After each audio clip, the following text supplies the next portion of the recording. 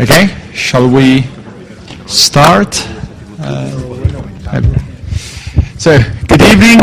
Thank you all very much for coming here tonight, and thanks to the LSE Student Society, Spanish Student Society, for inviting me here tonight. As you can tell from the slide above here, we're here to discuss Spain, what's gone wrong with it, and whether things are, as some commentators think, whether things are actually going better now for the Spanish economy. I'm Ferdinando Giugliano. I'm a leader writer for the Financial Times. I write editorials on the global economy, and I've been tracking Spain quite closely, especially last year and the year before, when Spain was keeping us very, very busy, being firmly at the center of the sovereign debt crisis in the Eurozone.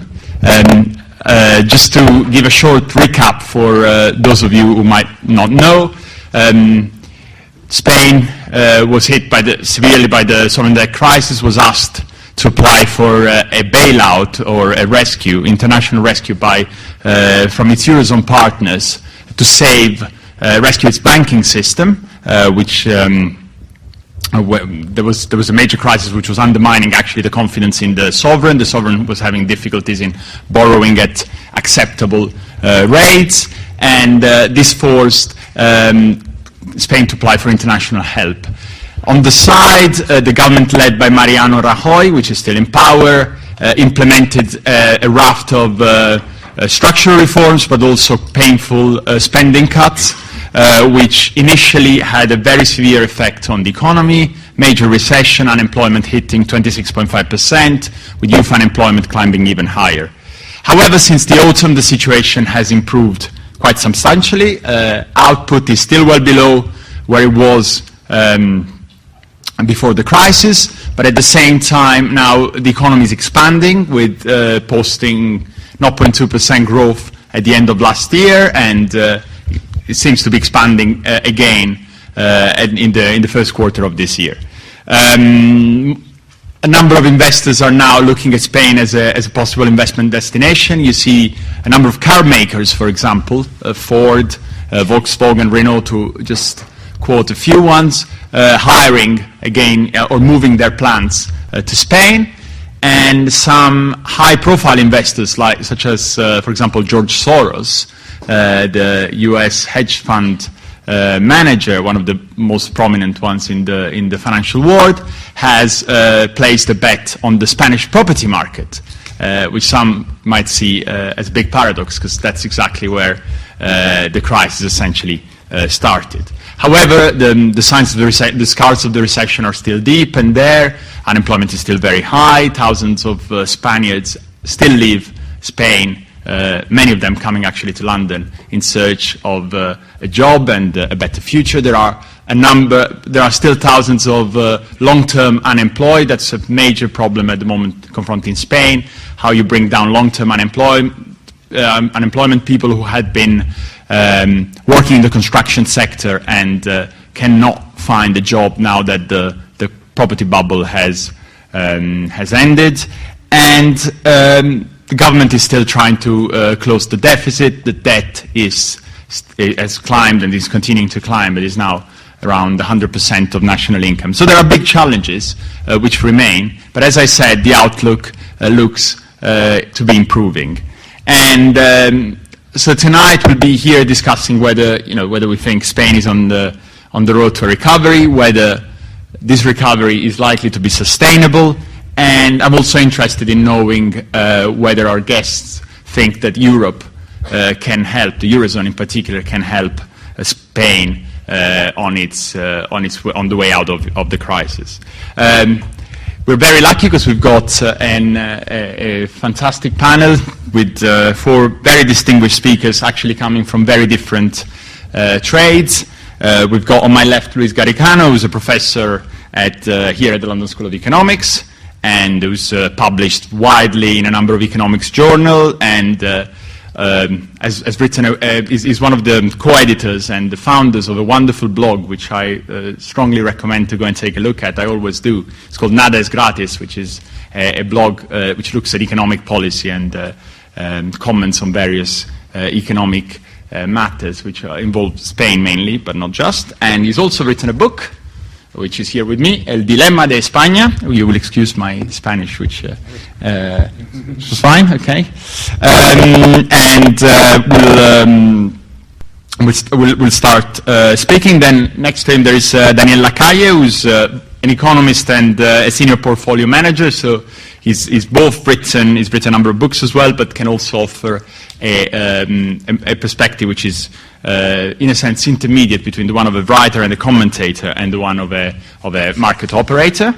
And then we've got Emilio Saracho, who is really the market man here at our desk, who's the deputy CEO of JP Morgan for Europe, and he's got an extensive experience in banking for 30 years, over 30 years, and for sure he will offer us a more private sector perspective on the crisis. And finally, Pablo Zalba, who's sitting who's an MEP for Spain for the European People's Party, and is Vice President of the Economic and Monetary Affairs Committee, so certainly a big institutional player in this crisis, who will offer his view and how he sees Brussels reacting to the crisis now.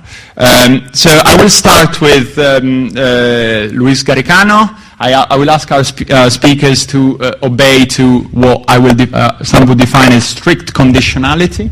You're allowed to speak, but for 10-12 minutes max, so that we can possibly finish by 7:45 and leave some time for the many questions which I'm sure will follow this engaging debate.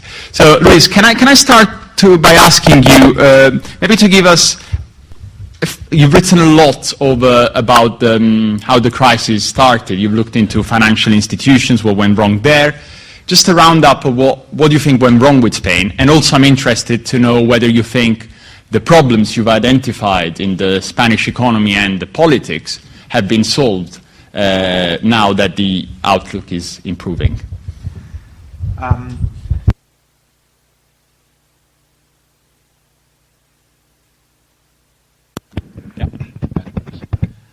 Thanks everybody for being here. Thanks for the Spanish Society members for organizing this. I know it's a lot of work, and certainly kind of putting us all in the same room. I can tell you that takes a lot of emails. In my case, a lot of emails. And thanks very much to Fernando for the help, and to all of you for also being here. It's a very illustrious panel. I know all of them, and so it kind of makes it a lot of fun. I have thought a lot indeed about why we got here. I mean, I guess everybody wants to know more how we get out of here. Very shortly, I think that the Spanish economy has had very serious trouble and has actually been in more trouble than many people may be willing to acknowledge for longer than just this crisis. It seems strange to say, since we were booming before, but many economists were writing about, and I was writing about among them, about the problems with the low total factor productivity growth. In fact, it was negative. Productivity was negative for all those years of growth since the euro entry, a little bit earlier than that. There was a growth that was very unbalanced, very kind of sugar rush type of growth that basically was entirely extensive. It's basically adding more people, more bodies to the labor market. When you count immigration plus increasing female participation, you basically get the entire growth. There is no productivity to add to that.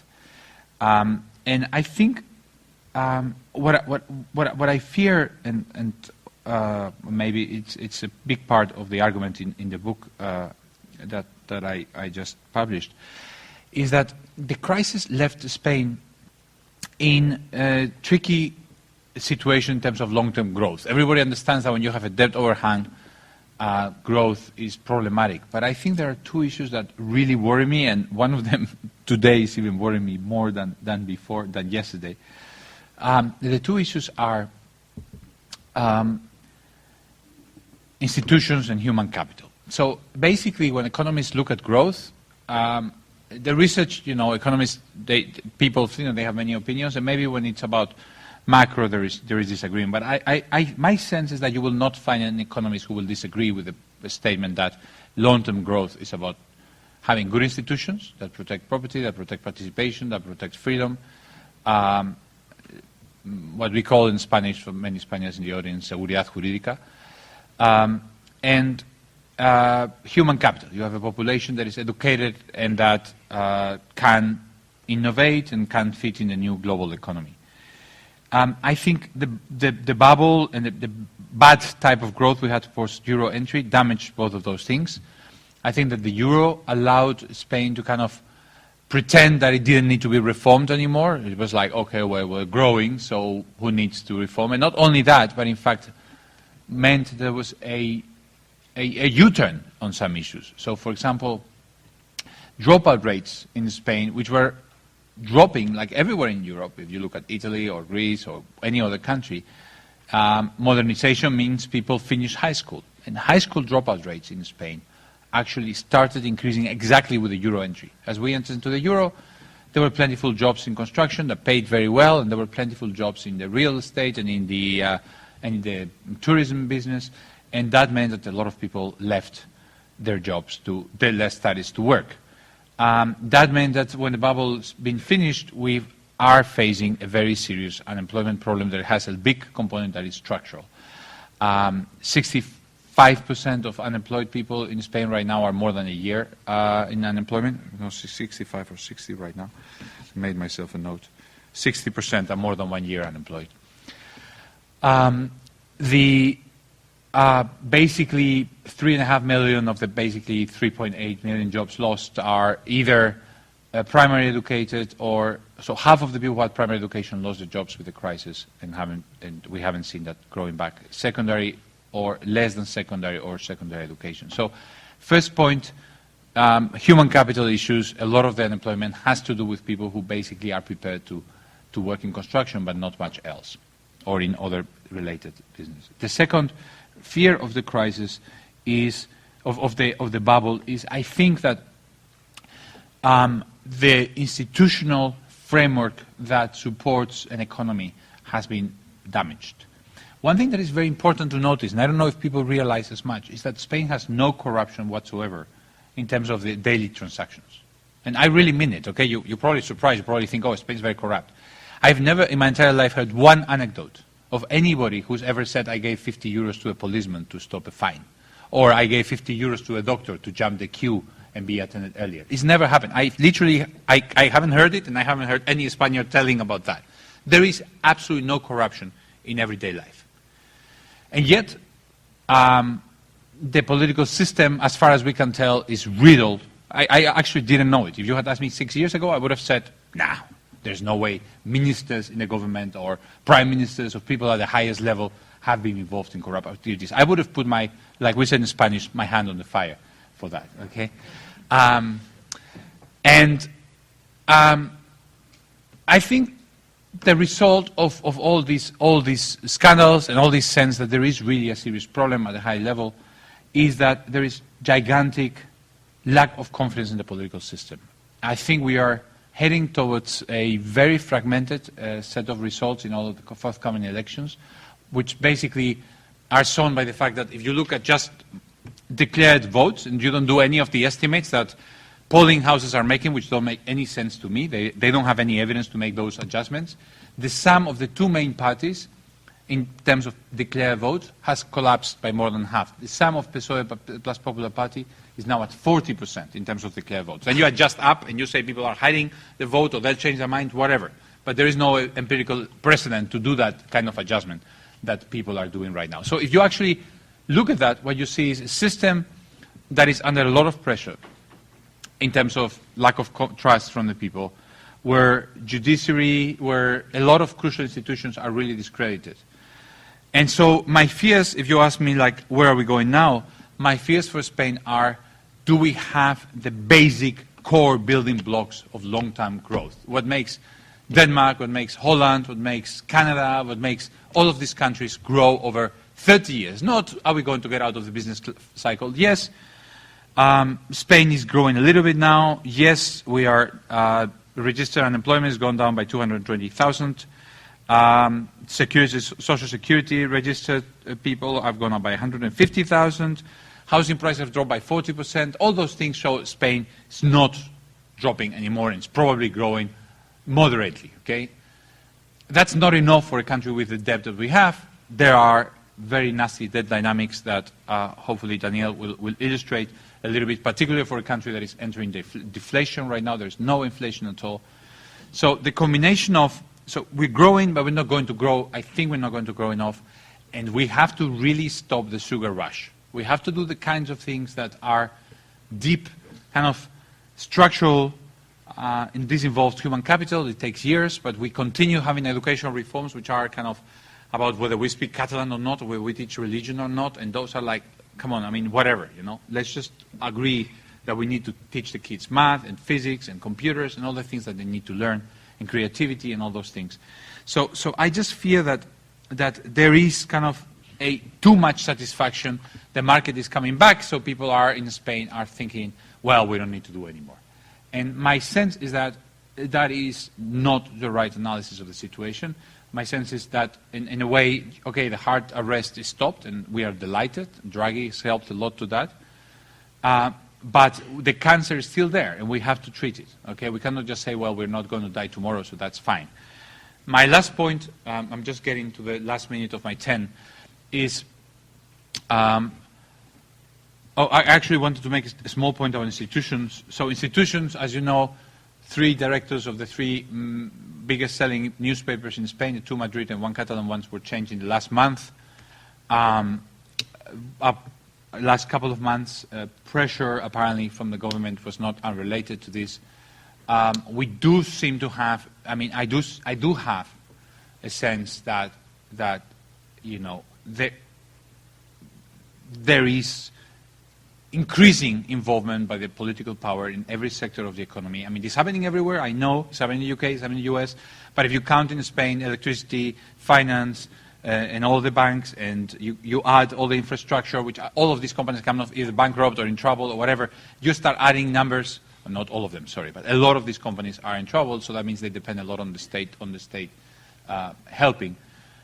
You really have 70, 80, maybe more % of the economy that is controlled, and that means that freedom is an issue for me, or freedom of expression. My last point that I was going to make was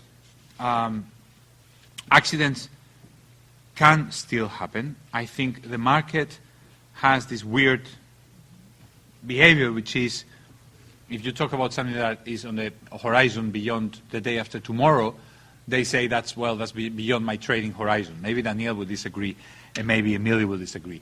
But they do say this is outside of my trading horizon the moment you push them beyond a few months. Spain has one big accident that I worry about, that we have to deal with, and that's the whole, specifically the whole Catalan question, which is basically hanging over us. There is a lot of risks that I think everybody knows. Chicken games, you know, one of the drivers has to kind of swerve in the last minute, and if both drivers hope that the other one swerves, or if they don't have the guts to kind of lose face, then you crash, okay? This makes no sense, okay? You shouldn't have people purposely provoking accidents, but I do worry that the situation there looks kind of like I mean, for a country that is not cured and that has these debt dynamics, as I was saying, I mean, I do worry that the risk of accidents is still kind of there. So, yes, we're growing. Yes, Spain is kind of, stopped plummeting, but we need to kind of make the investments in long-term growth. There are institutions and human capital. We need to deal with the risk of accidents, and I don't see right now a political system that is willing or able to do that. Thank you. Well, thanks, Luis. That was quite a gloomy start, but plenty of food for thought for later. Now, I want to ask Daniel whether he shares this assessment, and I'm going to play devil's advocate here and say that actually, I mean, Luis has basically portrayed an unreformed economy in many respects. But some would say that over the last couple of years, things have moved on a number of fronts. For example, the labor market has been reformed. Some parts of the product market have been reformed, maybe not as much as one would have hoped, but there's been change there. Now there is a new tax reform coming up. So, I mean, do you think these reforms have had some effects, at least in boosting short-term confidence in the Spanish economy? I do agree that labor, I mean, the day the labor reform came out, I said, it's not my reform, but it's a good reform. I mean, it's not the one I would... No, I'm just... Just to not... Yeah. I love this picture. I absolutely love the picture that we have been... The problem and the solution.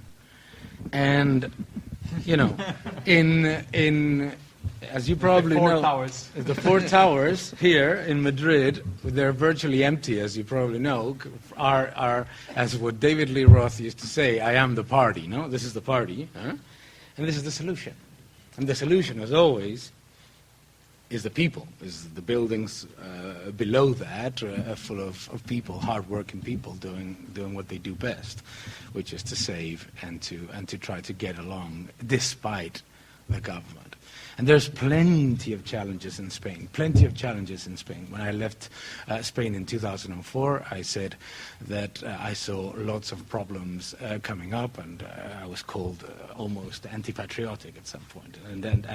And you sometimes tend to give up, but we forget that Spain always recovers, and recovers quicker because, and despite the political system and the judiciary system, mainly because we don't sue each other, which is a very good thing that tends to also to solve problems in Spain despite, compared to the UK or the US.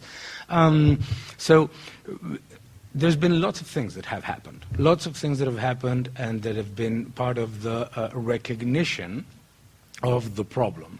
And the biggest issue that Spain had wasn't an issue of numbers. And when people rightfully claimed that markets were unfairly looking at Spain, sometimes they said they used numbers in comparison with other economies, and they said, look, we're not that bad. The problem was the acceleration of how badly it was getting. No? We went from a 3% surplus to an 11% deficit in a year. You don't do that in Vegas. You go to the Caesar's Palace, and it's difficult to get that kind of loss. So the party was the problem, and the solution is that we can't do it anymore, even if we wanted to. And believe me, we're desperate. We would love to. We would love to go back into a big real estate bubble, go back to the party, bring back the BMWs for 20-year-olds without education, and go back to Marbella and have a time of your life. It's not going to happen. So we burst the bubble. We burst the real estate bubble, and we burst the civil works bubble, which was huge. You know, I went to give a conference in Pamplona this Monday, and the plane that I was catching from Bilbao got cancelled, and I had a choice of not one, not two, not three, but 4 airports in 150 kilometers around there to fly back to London. Which tells you how crazy we've been in terms of civil works as well. So the real estate bubble got burst. The civil works bubble got burst and left a very important overcapacity, but also left assets that are there and that can be utilized. This is an important factor. I could fly back, and I'm here thanks to the fact that I had 4, actually 5, you're absolutely right, airports to choose from to come back to London. There's one bubble that has not been burst, and that's the public spending bubble. And the public spending bubble is a huge problem in Spain. It's a huge problem in Spain because everyone, like David Lee Roth, likes to party.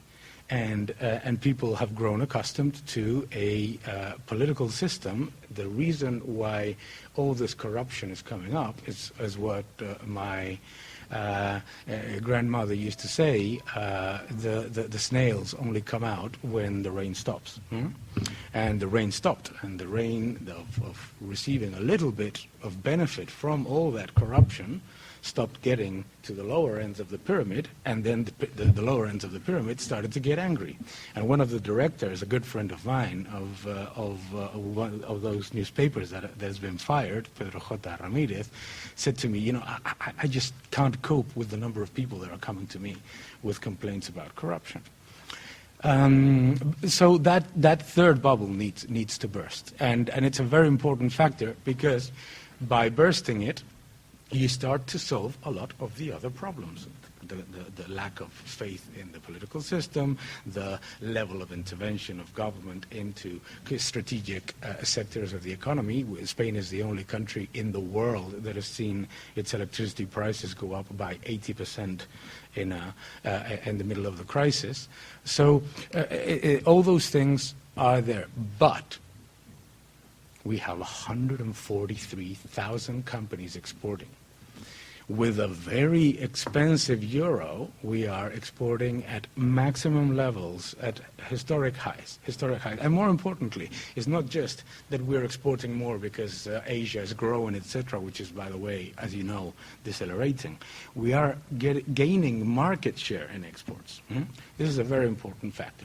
A second very important factor is that while recognizing the problem is a typical issue of the Spaniards, we first blame the others. It's the Germans, it's the markets, it's the hedge funds, and then we say, okay, the Financial Times. It is the Financial Times. For even Jeremy Clarkson was to blame at some point, and finally we say, oh, okay, fair enough, it was us. Yeah?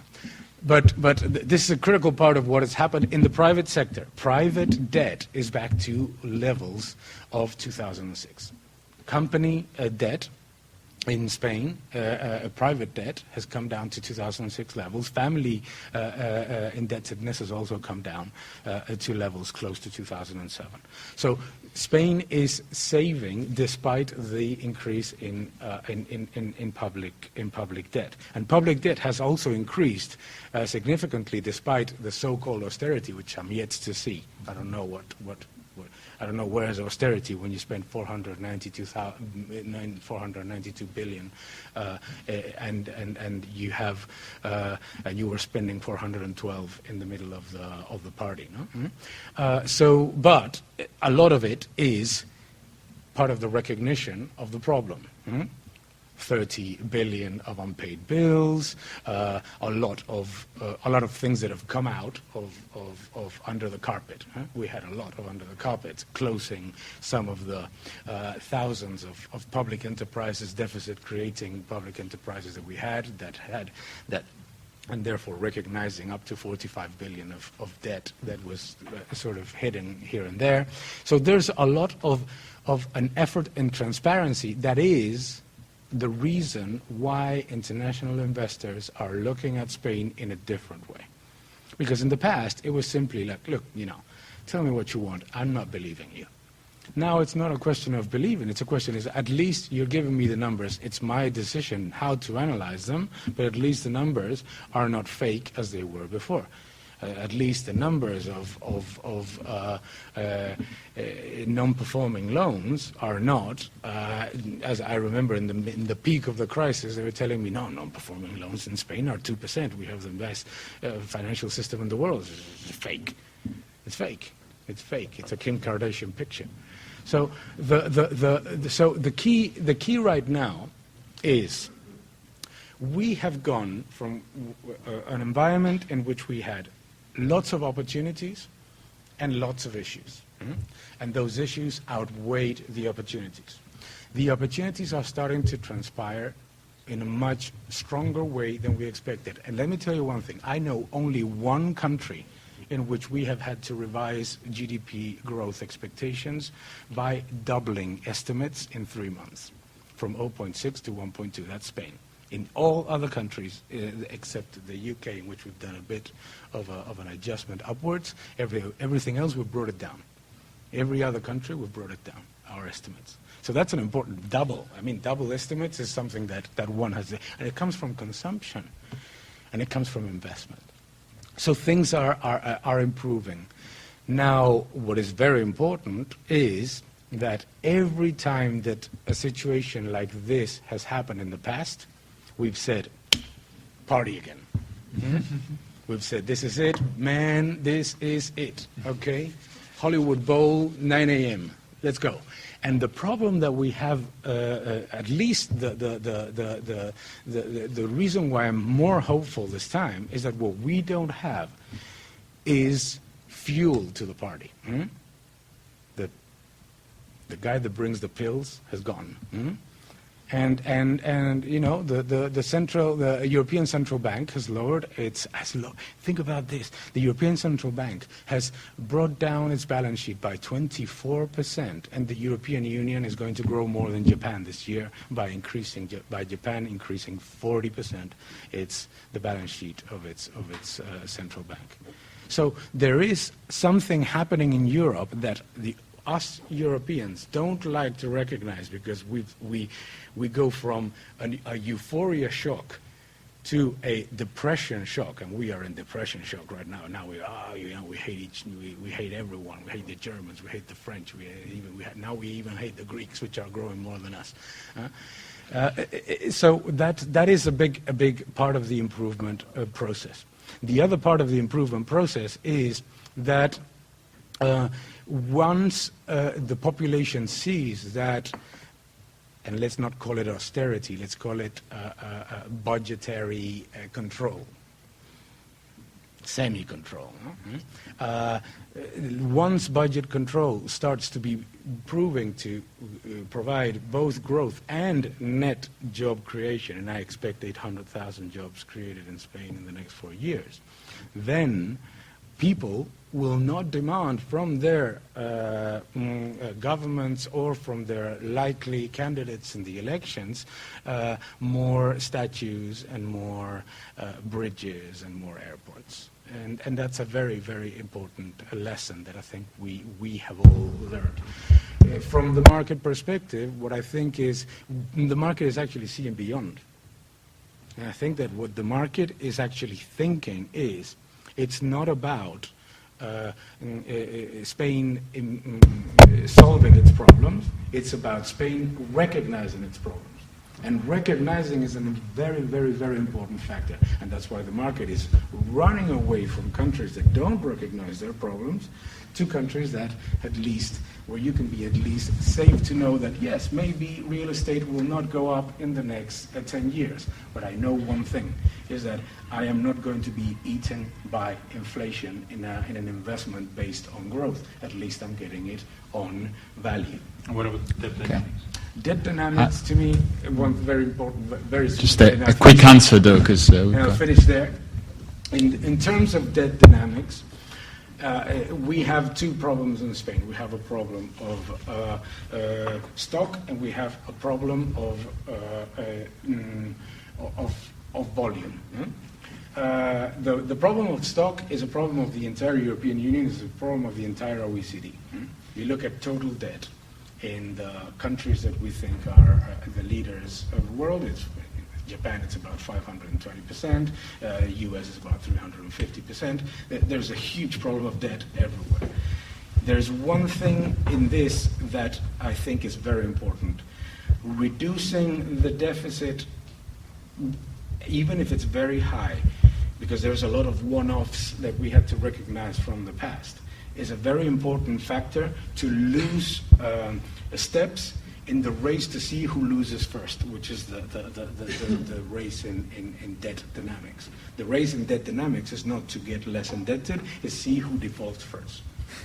And we are not in the forefront, close to the edge, down by the river, that we were. So we've taken a few steps back, and those few steps back, if we go back to having a level of deficits that comes back to the 3.5–4% level, will be significantly better when we see the next debt shock that is going to come from emerging markets.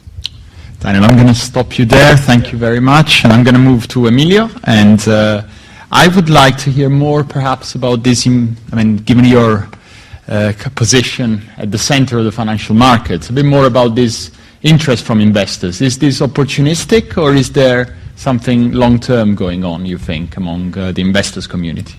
Yeah, well, before I do that, I want to do something, because otherwise I will feel bad. So I want Victor, I want you to stand up. Okay. Victor is the guy that has certainly dragged me here. Victor is a student is also the president, I think is the title, right? The president of the Spanish Society in the London School of Economics. And Victor is an example of the type of things I see all the time, of people that actually have a day job and not happy with that, then they put themselves on another job, which is to bring us all here, hopefully to do something useful. So thank you for that.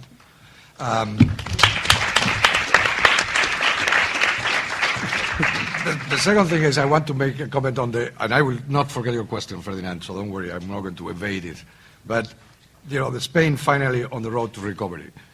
And I was in the Inditex port, which I'm very fortunate to be in. It's a world-class company that doesn't seem to have a crisis. They obviously sell less in Spain and Greece than they did, but they're selling more in China and in other places, and it looks like it's levitating in a God-forgotten place close to La Coruña. So miracles can happen. And I go to the hotel, and there's this very few newspapers. And there was a Wall Street. Don't know why they had a Wall Street in this hotel in La Coruña, but they did. And I read an article on Ukraine, which is obviously very good. And the article had a lot of things that are not relevant. They had one Ukrainian joke. The Ukrainian joke, I think, is relevant. And this is an Ukrainian dog that actually leaves Ukraine and crosses the border to Russia. And in doing so, talks to the guy who's there in the border and says, I'm going to Russia, because in Ukraine, there is no food. Okay, so the guy goes. And 3 days later, the dog comes back and crosses back into Ukraine. And then he says, well, are you back? Yeah, I'm back, because in Russia, there is no food. But also, dogs are not allowed to bark. So, basically means, what I'm trying to say here is that everything is relative, okay? And there has to be context to almost everything in life and to every discussion. So when we say Spain is back to recovery, is on the road to recovery, I'm going to argue not in the same road. I mean, whatever road we're taking is not the same road we were in. So if people think that we are linear, just you take a road and it goes up and it goes down. No, in real life, you kind of move to a new reference. It takes some time for people to adjust to a new reference, and I think we are in a new reference in Spain. Everyone is in a new reference after this crisis. It has new parameters.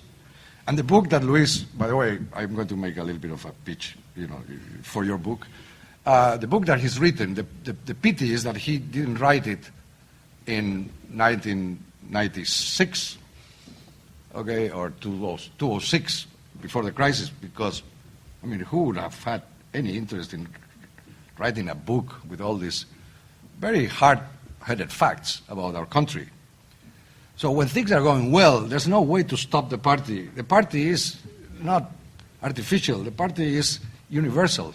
And by the way, the party was global. Mm-hmm. It wasn't. Spain is a very open economy, very well connected, cannot isolate itself from the good or the bad of the rest, and of course was enjoying the benefits of easy credit and, our growth that maybe we thought that we were smarter than we were. Maybe we thought that we had a better political system. Maybe we thought that, if we had corruption, it was just like rounding error. Mm-hmm. And now, suddenly, the water comes down, and then we're all fustigating ourselves of how bad we are, and, we can write not a 150-page book, but, maybe more, mm-hmm. to fustigate ourselves about, all the problems that Spain have. But, we're not alone, right? And there are other countries that, have not made any reforms, just to even make it more complicated, and the risk premium has gone down. So, when I hear the politicians very happy about themselves because they made some reforms, I'm not going to make any comment if they're good or whatever reforms they thought that they needed to do, and therefore they attribute to themselves the responsibility for the improvements that are very clearly being seen. I can point to other places where there has been no reforms and the risk premium has gone down. So, I think we really need to move a little bit more in time and space to understand the problems that we live today, because otherwise the cacophony It's really, I mean, it hurts you in the head. So, if we go to investors are there to make money with money. Okay? Usually, it's not their money, by the way, which is also a big problem, that people think that the people that are investing is kind of, they kind of have their money. It's usually money given by other people, usually pension plans, insurance companies, and maybe people in this room are giving those investors that are doing these things that sometimes are horrible or other times are not so horrible, depending on if it fits us or not. That's not, you know, that's the people money that are decided to give to those investors to manage, like you and others. So, when Spain was suddenly exposed in all its weaknesses, and there were many economically, investors sold everything they could and went massively short Spain. When things got better and they were short, they are coming back. And they're coming back, some of them in one way and some other in the newspaper, like Mr. Soros, and others are coming back every day in different ways. And of course, people in the UK are buying now houses in Soto Grande and in other places. Some of them are doing it, you know, more. So it's nothing new. And it's just the flow and ebb of what investors have to do. They move in, they move out, and some of the investments are less liquid than others. So, you know, if they are caught in that, they will have difficulty to get out. So clearly things are better, but I don't think that it can be really attributed to, you know, in such a direct way to government policies. It certainly, in my view, can be attributed to Mr. Draghi's famous 6 words, because what Spain had was a crisis within a crisis within a crisis. So we had kind of several levels of crisis, where some of them are about the structure of the economy that was very biased towards one engine, which was construction and construction-related, that had boomed and made, you know, fortunes, and, you know, it just was obvious to everyone, economists and non-economists, that there was no way that we could, you know, build a country on the basis of building 700,000 new houses per year, which was more than it was built in the whole of the European Union in a year. It was, and still you could hear very, very smart people making arguments that Spain somehow, with single dwellings and being the Florida of Europe, were going to be able to place that stock. It was just impossible. But as long as the money was flowing in, and you had infinite credit, and if you guys here sitting ever be in that position, God forbid, that you are given credit for anything you wanted, you will also go bust. It will not be anything specific. It requires so much restraint and self-control that it's very difficult to stop. And we were a little bit in that position. We came into the euro, we did a lot of things out of that, but one of it was to have basically access to a credit market that we didn't have before. They took away some things that we didn't think were very important. They've become very important. The capacity to move our currency, the capacity to really move around and take our own destiny. Now we have to negotiate with other people, so we are going to be restricted. I think Spain is going, the more that it was in the crisis and the longer it's in the crisis, the stronger it becomes. Now, I don't want to become like whoever it is. Something that doesn't kill me makes me strong, but I certainly believe that this crisis will change this country forever. But will it resolve all the problems that Luis rightly points out? Fundamental problems like, you know, education, the quality of our software, our institutions? Of course not. That is a much harder work that people like him and others need to go on if you are in public policy and you are in, you know, and so in that type of responsibility. And it will be hard because politicians also respond to what they think makes them electable. And to go and tell people in Spain or in any other country the truth as it is will not get you elected. So now that's not a very good deal if your business is politics. You know, saying the truth hard as it is very difficult. So when we say, oh, you promise something, well, that's an aspirational program. But let's believe it, they'll do whatever they have to do once they're in. And this happens everywhere.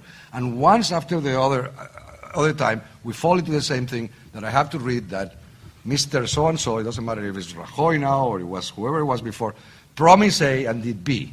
Well, sorry, but I do that all the time. I promise a budget in the bank, and then I deliver something else.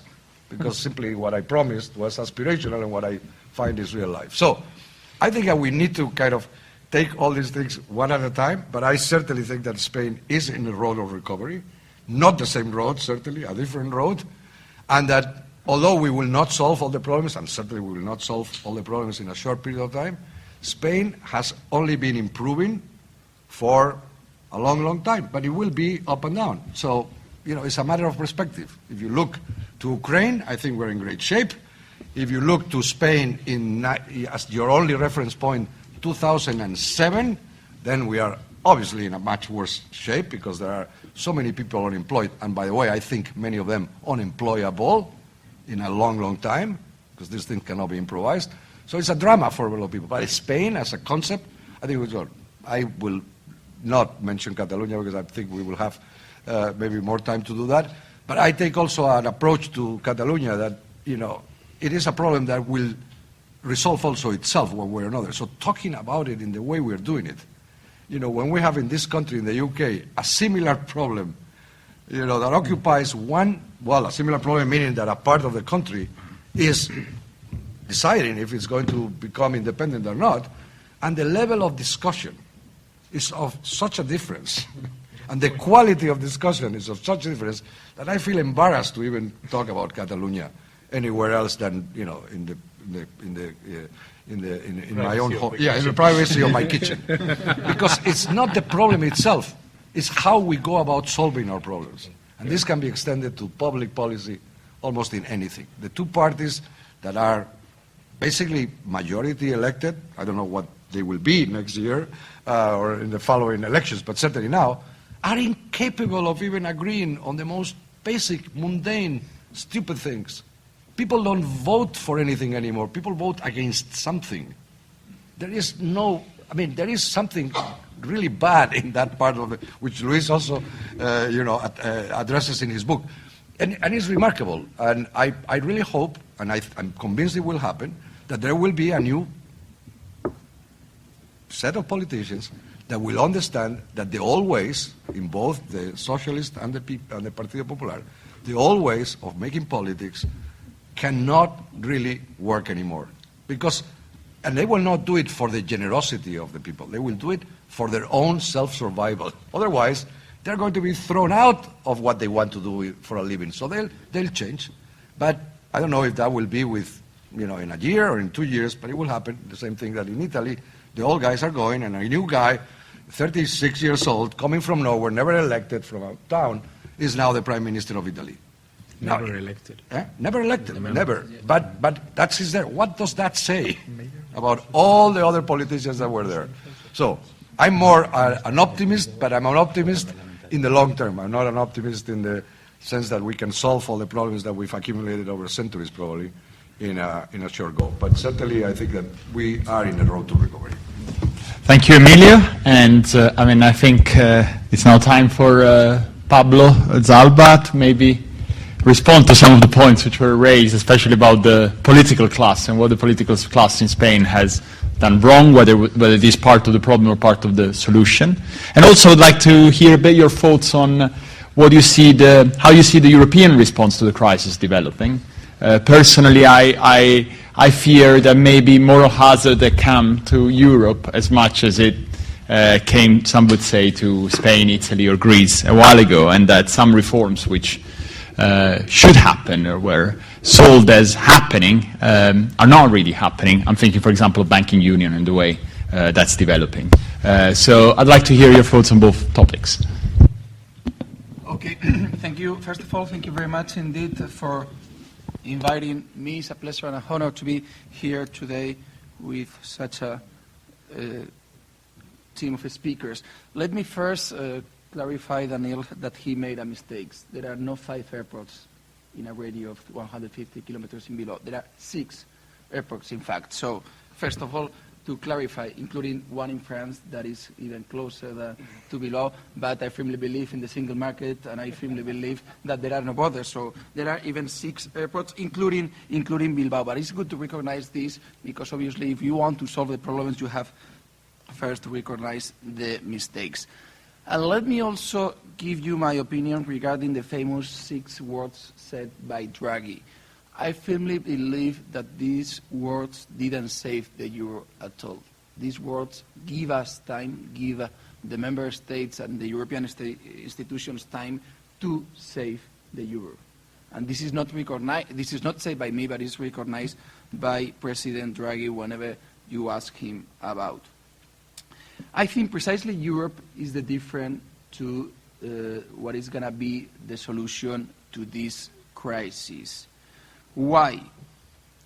I obviously firmly believe that we have started the road to recovery, and I think how quick, how fast will be the recovery will not only depend on what the Spanish government and the Spanish politicians do, but also what the EU does at the respect. Because this time, I like the sentence that the party, we can go on to the party again, but this time will be different. Because this time there are new tools designed by the European institutions that will make even more difficult to go back to the party again. So, have Spain done everything? Of course not. I think nobody has recognized in Spain that we have done anything at all. The opposite, we firmly believe that many things still have to be done. We have to go on with the reforms.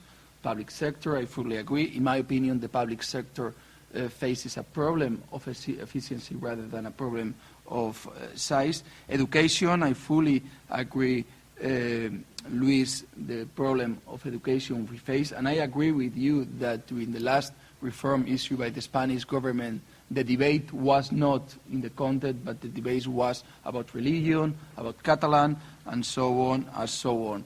And I think that, education will be a key factor for growth in the future, and unless we have a good education system, the growth will be much more difficult to cope.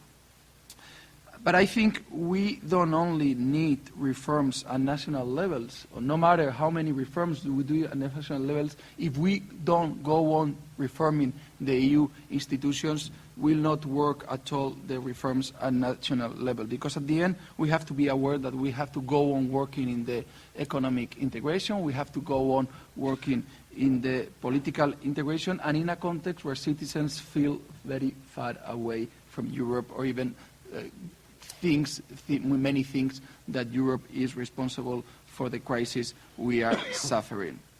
But I think here, in this context, at the European level, we have an opportunity.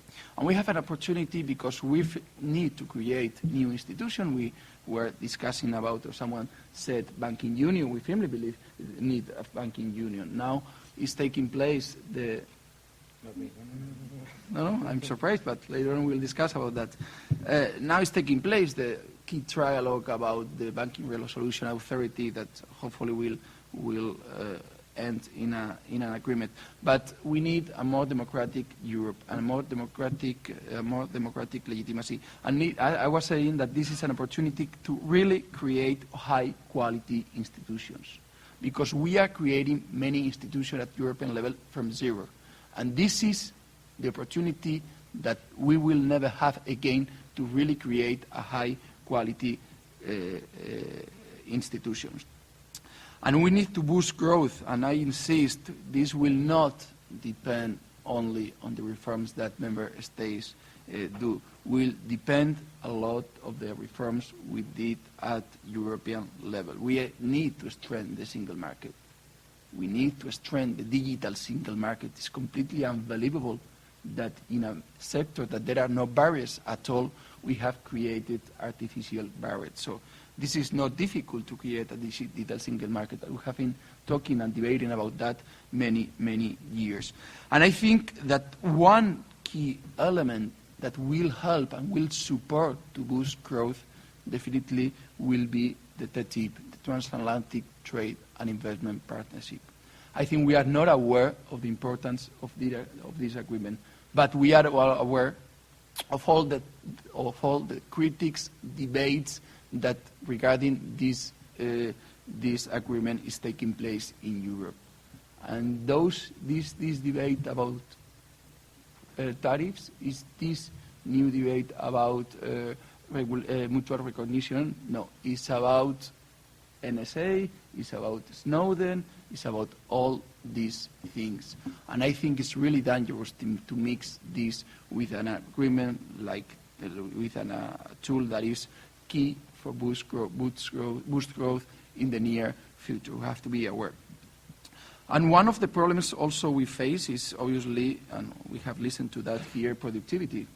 This not depends only in labor cost, depends on energy cost. We need to face the problem about energy cost, have a proper debate about what kind of energy we want, not only at national level, but at European level. Obviously, US is doing many advances at this respect, and Europe once again is with polemics whether shale gas or not, whether fracking, I'm not an expert on that, and so on, and so on, and so on. But we have to be aware that obviously our productivity will also depend on our energy cost.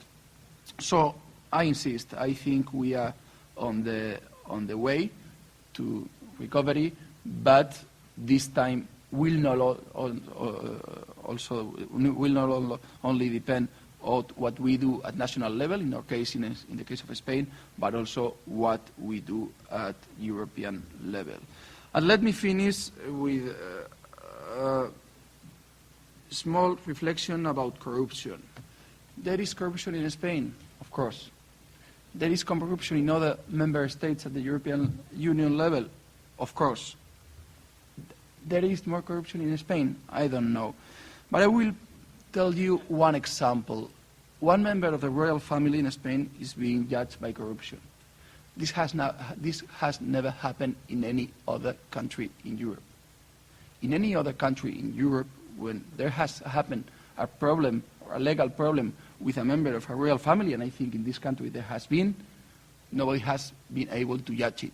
But there is another country, for example, in the Netherlands, that if I am okay, in the 1970s, there was a problem with the husband of the Queen, and nothing happened. Well, happened, but not from a legal point of view. So I firmly believe that in the case of Spain, when corruption arises, no matter whether you are a member of the royal family, a member of the government, a politician, a member of the Congress, you are judged. Thank you very much indeed. Well, thank you very much to all our speakers for yes, and wow, 7:45. I think we deserve you deserve a word of praise from me. And certainly now this leaves around maybe 20 minutes or thereabouts for questions. I will take them in groups of 3. I would like to ask you to identify yourself when you ask your question, and also if you have a particular speaker which your question is directed at. And I see my former colleague from the Financial Times at the back.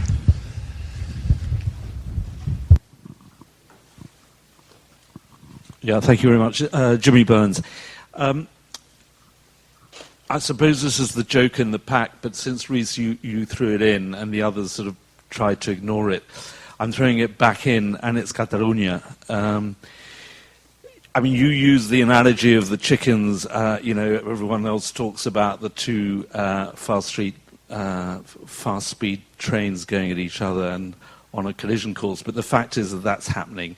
And I was just interested if the speakers, all 4 of them, from their own different perspective and experience, you from an economic macro overview, you and Daniel from your market perspective, Emilio, you from an investor's point of view, and you from a European political point of view, could answer one question. If Catalonia becomes independent, what will be the impact of that on the future of Spain and Catalonia? Okay. I'm sorry, Emilio, to introduce topics that you should only talk in your kitchen table. I know it's not done in polite company.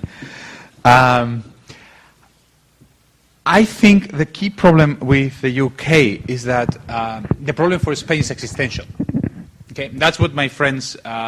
Some of my best friends are some of the best Catalan economists, and some of the best Spanish economists are Catalan.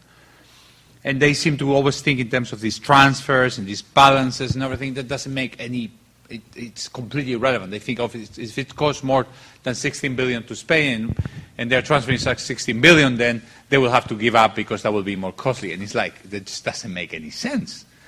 The problem for Spain is existential, and the problem is obviously that whereas England can exist without Scotland, and England can easily exist without Wales, and England can easily exist without Northern Ireland, it's still England, Spain cannot exist without Catalonia. The whole country would probably unravel, like it unraveled in the First Republic, and like it unraveled, or it was unraveling in the Second Republic. The Basque Country, Balearics, which is not at all independent now, would probably think that they would not want to be in a country where Catalonia was not there, etc., etc. So we would end up in Viva Cartagena. That's my sense. Okay, Viva Cartagena is the independence cry of a tiny town in the coast of Spain, which went independent in the First Republic. So that's why we're not divorcing. And I mean, the difference is, of course, Emilio says, well, you know, these guys are also divorcing. It's just, yeah, sure, divorces are, I mean, there are divorces and divorces. It's not the divorce the problem. The problem is whether it's consensual or not. A consensual divorce is not at all a problem for anybody. I mean, you just kind of partition the assets and the liabilities and move on. The problem is, if we agree that this is existential for Spain, then Spain is never going to agree to a partition of assets and liabilities. And if there is not a consensual divorce, then the problem is not, is Catalonia viable? Of course Catalonia is viable. Like Luxembourg, I mean, if Luxembourg is viable, how is not Catalonia going to be viable? The problem is the transition cost. And the transition cost in a situation of non-consensual divorce is a similar thing to what happens in the Eurozone. The Eurozone is in a mess because we have a lot of debt that we took on that we don't know who's going to end up paying, and we're kind of trying to quarrel about it for years and years on who pays. This would be similar. We would have two partners that are kind of need each other. They're the biggest trade partners. They have a joint existence for 500 years, throwing the kitchen sink at each other. Some of my friends, economists, talked about letting tomatoes rot in the border. In the Wall Street Journal article, I was just flabbergasted. I mean, what is Spain going to do if somebody kind of just stops the border because they are not letting to Europe or something? I mean, that's just, I mean, these kind of things are. So I think the premise is probably impossible. I actually myself don't think, given that I do think it's existential for Spain, I don't think it's possible that Catalonia will be independent. And that's probably the whole point, the whole problem. Given that, I think that if these things happen, it's going to get into a situation that will be very, very unpleasant for everybody, not just for Catalonia, but for everybody, Catalonia, Spain, Germany, everybody else. And do I think that this is a high probability event? No. I mean, the businessmen in Catalonia are clear on what should happen. The businessmen in the rest of Spain, many reasonable people are. But people are upset. There is a certain malaise in society. You give people a nice thing to fight for, they will want to fight for. And if you mess them up and you say you're not allowed to do things that they think are reasonable, although probably they aren't, they can get angry. So is it possible that things go out of control? I think given the amount of bad ill will among Spanish people and how people are angry and so on, I don't think it's impossible. And would that be costly? Very costly. Very costly, because both parties have a lot of ways to hurt each other. I mean, like in a bad divorce, the kids are going to suffer. Okay, so God kind of everybody do the right thing, and just sit down and negotiate. And there's a lot of things to agree. There's a lot of common ground. I mean, I think we should easily be able to find the common ground. And I just feel sad that we are not really doing what it takes. There's two things that both parties know and don't say. First is that expansionary secession doesn't exist. No. There is not a single case in history of expansionary secession, and that is what is being sold to the Catalan people. There's another thing that both parties know and don't say, is that in Spain, nationalists are different than in other countries, because nationalist parties in Spain are secessionist and imperialistic. They not only want to separate, they want to add something that is not within their compound, like the Basque want to Navarra, the Catalans want the Balearic Islands, that kind of thing. Those two things, and that's fine. I'm not entering. I don't care about what people desire as a political goodwill or not. But those two things make matters a lot more complicated than the simple Scotland versus England, or Crimea, and Ukraine, which is very, very simple. Those two things are very important. The other thing that I think is also very important is the fact that the Catalan society is a society that is built from middle class and small and medium enterprises. And they do care about business, and they care about business a lot. And beyond the diatribe and the propaganda and everything, they like and they want to understand what is the risk to their and their families' lifestyle. So all of that leads me to believe that the same thing that we have seen in the last 30 years, we will see in the next 30 years, which is an ongoing headline-grabbing drama over and over and over again, that everything always is seeming to collapse, yet a lot more rationality than what seems to be implied by the headlines in what ends up happening. And that is my take. That's why there are two things that markets will not do, is invest in Catalonia ahead of an alleged expansionary secession, because everyone knows that it doesn't exist. Second is to go crazy in overweighting Spain or Catalonia, for that matter, in an environment of ongoing debate, and that's always going to hurt potential growth. Right now, the market is not giving any weight to this. So, it's of course filling the newspapers, and if you put a question that is so hypothetical as, but forget about what the market says, but if it happens, it will be a disaster, I think, for both, for a long time. But if you keep pushing and you say, well, it doesn't matter, the Catalans were very sensible, and well-developed, they still want to do that, because I don't think anyone can avoid, someone that wants to really, really, really leave. You will leave. It will be bad, but it will happen. So, because, we're talking here about Spain, and then if you put it in the existential kind of line, because then the Basque will want to do it, and so on and so forth, then really we're talking about a country that doesn't really have anything other than a particular point in time where they come together, but it really is not keeping anything together. So the history that certainly everyone has shared, good or bad, is a different question, doesn't mean anything. We're talking about then an imaginary country. So if an imaginary country dissolves, so be it. If it is a country, it will find a way not to dissolve. But, the markets are simply not entering into the discussion. I think they're actually right, because to waste a lot of their energy in this is really futile. But everyone else seems to be interested in keeping this alive. You just have to ask who is interested in keeping this alive. And then you will find the answer to the problem. Pablo, before you answer the question, I also wanted to ask you, do you see Scotland as a dangerous precedent for the Catalan question, or is something which just doesn't concern? No, I don't think it's a bad precedent at all. I mean, the context is completely different, but completely different. And, well, I think the only one common point is that in the case that any of them become independent, that in the case of Catalonia, I fully agree that is, if not impossible, almost impossible, they both leave the EU. And this has been clearly stated by the President of the Commission, by many commissioners, by words, by written. So, I mean, this is the only, in my opinion, common point between the two situations, that if any of them become independent, the day afterwards, they are out of the EU with all the consequences that this has. I think that I agree with Luis that we have to negotiate, we have to dialogate, of course, but with one red line: the law, the Spanish constitutions. This is the only one red line, and I think the Prime Minister Rajoy has really clearly stated this. And finally, I mean, it's true that the context in Catalonia that Daniel describes is many SMEs that are somehow very traditional SMEs that really are innovative and dynamic.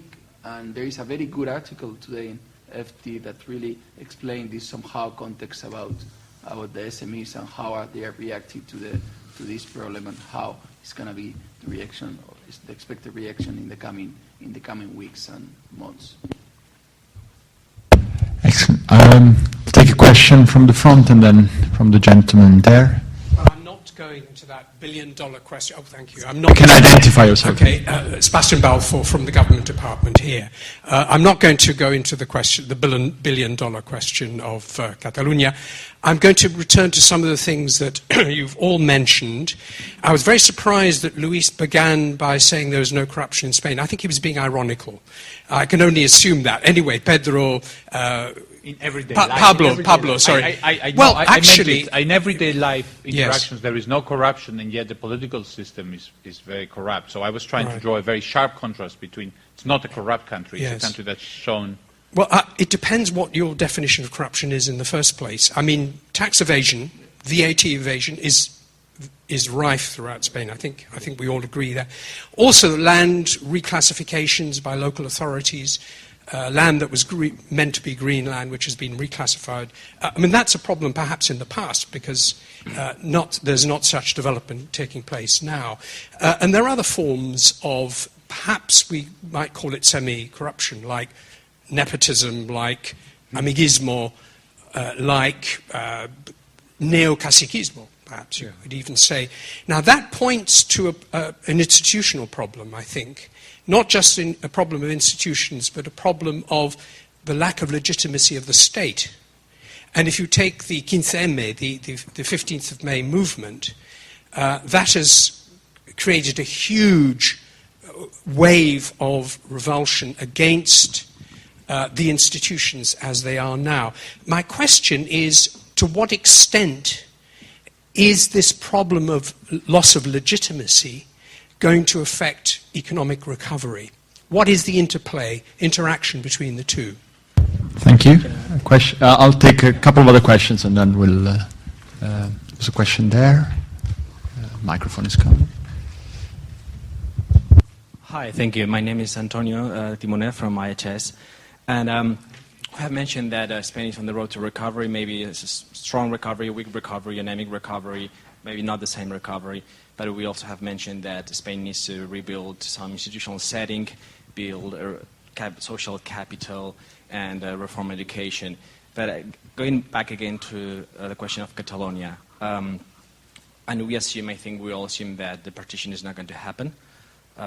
This is kind of the scenario that these panelists assume. But the question is, what do you do with the 7 million angry Catalans? What do you do with them to build social capital, to reform education, and to reform the institutional setting in Spain? Excellent. Are there other questions? There's a question there. Gentleman, just at the top there.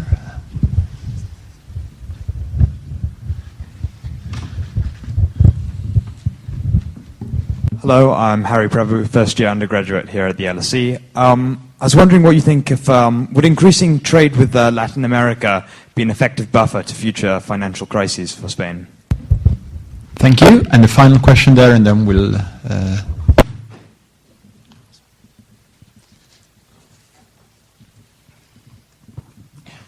Hi, my name is José Antonio Camacho. I'm an LSE Master's student of Finance and Economics here at the LSE. And I wanted to ask you if you would recommend me to go back to Spain after this Master's or staying here. Thank you. I think this is an excellent question. One word answer from each one of you. So let's start. So I'm going to ask who wants to answer the first question, which is really about legitimacy of institutions and. We can go before. Okay, so do you want all? Okay, you can all. So I repeat the 4 questions. One is about can there be economic recovery when there are doubts over the legitimacy of institutions? Then the second question is what do you do with the angry Catalans? And then the third question is about Latin America and the fourth question you've all heard it. So should Jose Antonio go back to Spain?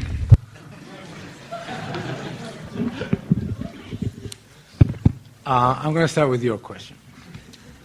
And let me tell you something that very few people like to say, is that corruption is not that important as long as it's well publicized. And this is very, very important. The fact is, I was at with this director ex-director of El Mundo in a dinner, and we went through all of the headlines since 1999 when the paper was published.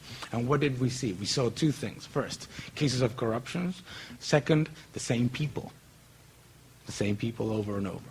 This is an important factor, and comes back to what Luis was saying. There is a problem of corruption that is directly linked to construction and to the construction boom. As when that unwinds, it's quite amazing how little level of corruption there are at the institutional level below what involves construction and land. So that's an important factor. In any case, sorry, can I interrupt, because he's put a context into that. Yeah. He's added other cultural traits of not paying taxes, of actually putting your nephew in the job of someone else that is better simply because it's your nephew. That, I think the context is wider than, construction payments to majors all across Spain. Is that a problem to Spain, or you don't think it's a problem? That is a problem. It is not a problem that has ever impacted strong economic growth. And I'm sorry, when I left university in 1990, they told me you're never going to reach anything because you don't know people in high places, your family is not important and this and that, and you don't know this and you don't know that, and here we are. So, things like that happen in many, many countries. And in Spain, what we tend to do is over-publicize them as well. I remember this MP in Italy that was found that somebody had been paying for his Rome apartment. And the guy said on television, if I find the guy that has been paying for my apartment, I will sue him. It's a different way of approaching corruption. The point that I'm trying to make is that all those things happen. It's important to recognize them, and it's important to do something about it. What he was saying is not a stupid thing. The fact that you have very heavily publicized cases of very high-profile people, and that ultimately changes with culture. But it affects potential growth, unfortunately. It does. Spain could grow 3-4% instead of 1.5-2% with an environment that is more investor-friendly and more open and more transparent. Yes, but it doesn't kill it. And what do we do with the Catalans? Give them jobs. Yeah. Give them jobs. I don't believe in welfare, but I believe in jobs. Take away the welfare in Andalusia and in Extremadura and in Galicia, in Basque Country and in Catalonia, and bring back jobs, and nationalism will continue to exist in a completely different way. Okay.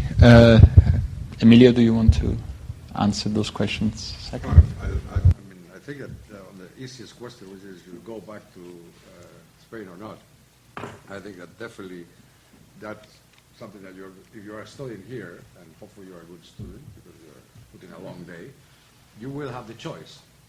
And I would say that one of the things that will help us all is that people don't have such a drama between where they work.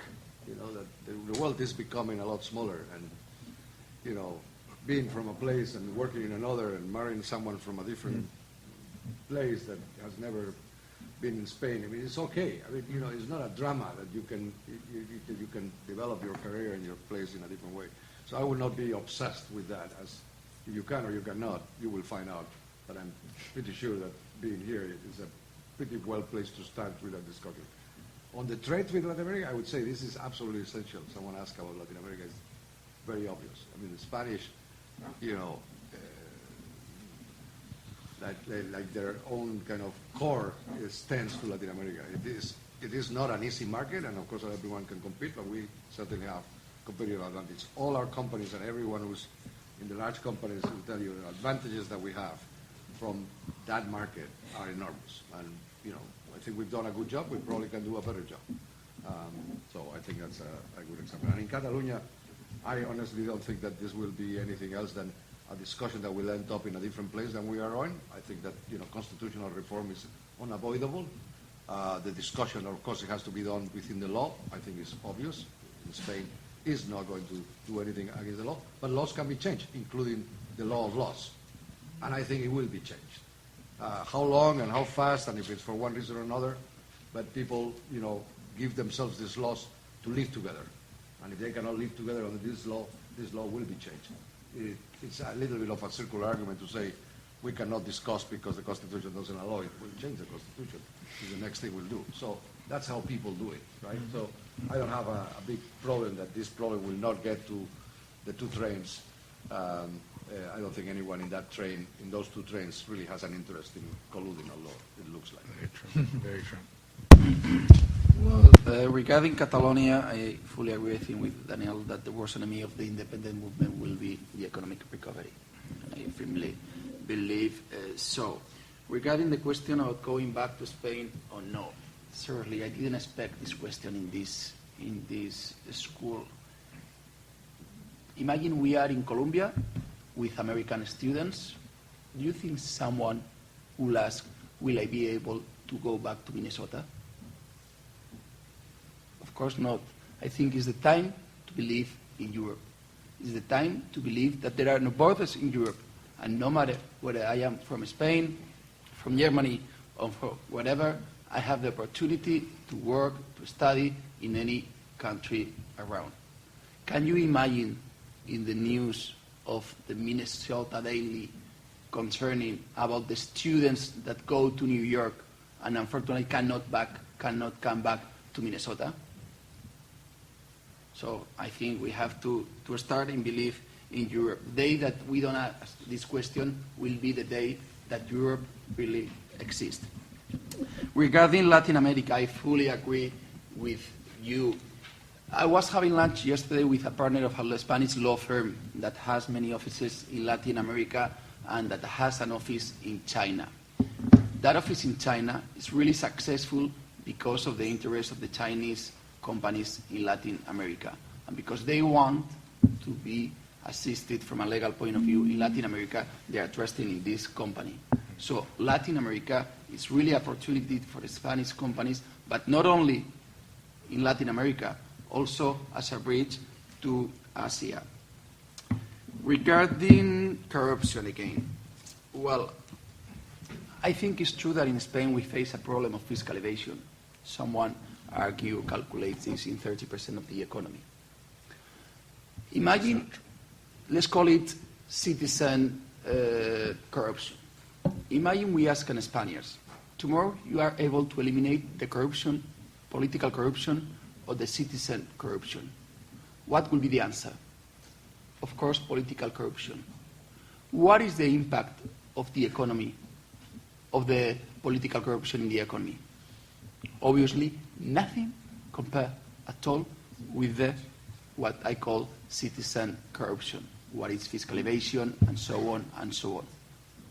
But it seems that citizens do not care at all. I think as time goes by, start to care much more about this than in the past. I firmly believe so. I think we face a cultural problem, but I firmly believe also that this, again, will be mitigated once the economic and political and at the end social integration in Europe is achieved. Regarding democratic legitimacy, I firmly believe we don't face that problem in Spain. In Spain, we don't have a party like Beppe Grillo in Italy, for example. It's true that the two main parties are facing a problem of lack of support, but taking into account that the difficult measures that the current government has taken, despite of this, still is the first one in the polls, and nobody doubts, even Financial Times, that we'll win the next coming elections. I think this precisely proves that we don't face a problem of democratic legitimacy. There are new parties, of course, but no new party is against Europe, for example. No new party is against the current constitution.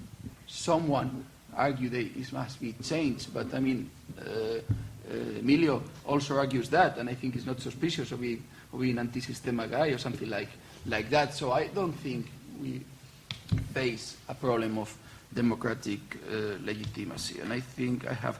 one more question, I think it was Luis or Daniel that say that most of the corruption cases was linked to construction. I will add also and saving banks. Which is the same. Quite linked.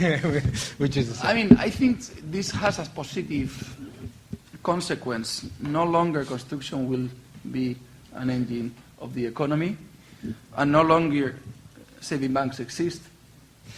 So I don't know whether this will help to somehow mitigate corruption, but let's be optimistic about that. So quickly, I come in between all my colleagues on the culture and the corruption and all that. I do think, like Emilio and like Daniel and Pablo, that corruption is a huge problem for growth, and I do think that it needs to be solved. I do think that think of any sector in the economy, and you see the consequences of bad policy, corrupt decisions in everyone. We could go through one. Financial sector, as Pablo said, was one, and that is costing us hundreds of billions to solve. But I would say it's not cultural. So I'm against Emilio's view here, although I share his analysis in many of the other dimensions. I would argue. I actually spent a chapter in the book saying driving and cigarette smoking are actually really great examples for Spain. Driving in Spain was for madmen, okay? It was the most dangerous country that I knew for driving. You just have to be crazy to drive there. From one day to the next, they introduced the driver's license, how do you call it, with points? Like, how do you call it in English? The carnet de puntos, point system. And, from one day to the next, just drive now in Spain. Everybody's doing 120 per hour. You give Spaniards the right incentives, they behave like everybody else, okay? I don't believe in culture at all, okay?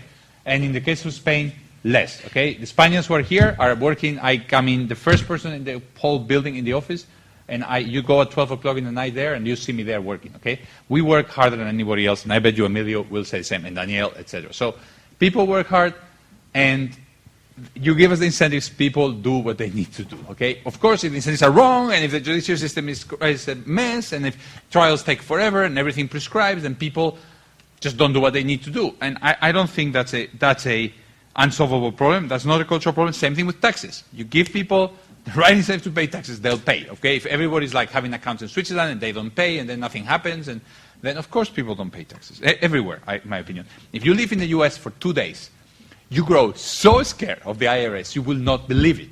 The IRS will do anything to find who's not paying, will turn their friends, will investigate, will use any tactic. They will just, now they have this new law. If you're declaring tax in the US and you don't tell them every account you have and every single dollar you have in assets in any country in the world, you spend 9 years in jail. Seriously, that is how you finish these problems. So that's on the corruption. I won't talk about the trade. I agree with what it was said, and I agree on the other issues that were raised.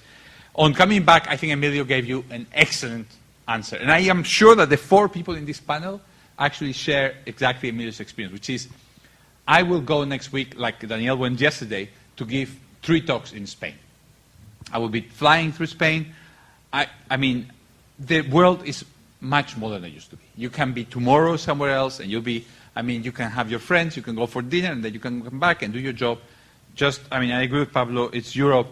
I don't think you should make a drama of it. Get a good job. The euro exists, the single market exists, and if you get good experience in the company and it doesn't work there, they just move on, and I think that is what saves Spain. We are part of the Eurozone, and we are part of the euro, and that gives you an environment where you can make all those decisions on your own. So that's my final. Well, I think we should draw this very interesting panel to an end. We've learned about jokes on Crimea. We've solved Jose Antonio's live questions.